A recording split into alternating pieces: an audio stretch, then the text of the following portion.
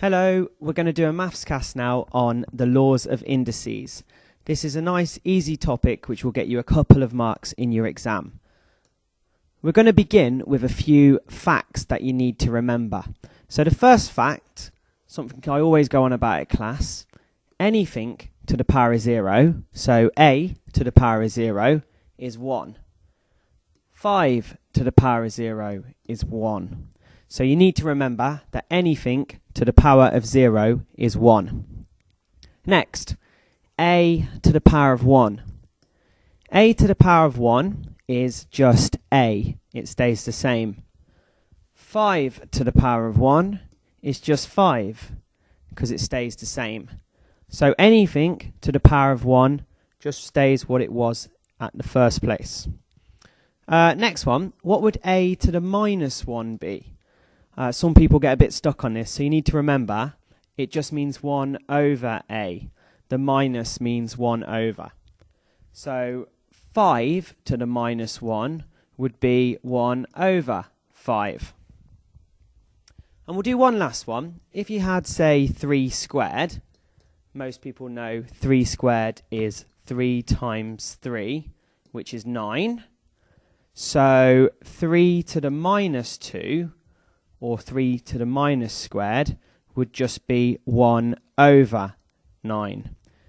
Right, if you can remember these 4 facts, you'll probably get yourself 2 marks in the exam. Now we're going to move on and do some harder questions. So, we'll start with the most basic rule of indices. T squared times t to the power of 3. When you times t's, we just add up the powers. So the power is 2 and the power is 3. Add them up, you've got t to the power of 5. When you divide, so let's have m to the power of 7 divided by m squared, you do the opposite.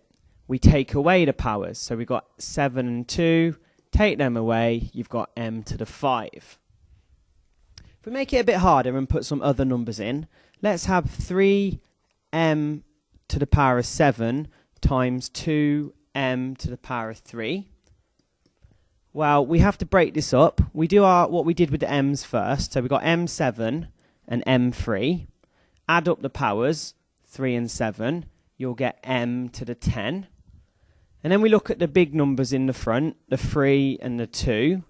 And because they're not powers, they're real numbers, we just do what it says in the question, which is times them together. So 3 times 2 is 6. Let's do one of them with division. Let's do 9x to the power of 5 divided by 3x squared. Notice here the division I've written like a fraction. That just means divide. Well, look at the powers.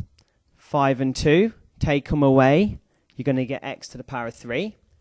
Look at the big numbers. 9 and 3. 9 divided by 3 is 3. So that's our answer. We'll do one more now where there's 2 different letters.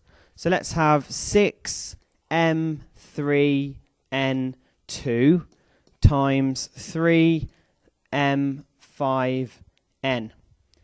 So all you do in this question, let's do the big numbers first this time. 6 times 3. 6 times 3 is 18. Now let's do the m's. Well, we've got m to the 3 and m to the 5. Add them up. You've got m to the 8. Then you do the n's. You've got n squared here, so we've got a 2. Here we haven't got any power. When there's no power, you can just put a 1 there. So when we add up the 2 and the 1, we get n3. So it's just like we've done in class. Let's do the same sort of thing with a division. Let's do 12 m to the 5, n to the 7, divided by 3, m to the 2, n to the 3. Let's take the big numbers first, the 12 and the 3, and divide them. You'll get 4. Then we'll do the m's. Power is 5 here, the power is 2 there. It's divide, so we take away. So it's m3. Now do the n's. Power is 7, power is 3. Take them away. 7 take away 3 is 4. So it's n to the 4. So there's your answers. So we've gone through that quite quickly, but we've done it a lot in class. So hopefully that's some good examples for you. And here on this page is a few practice questions for you to have a go at. Good luck, and get your teacher to help you if you need it.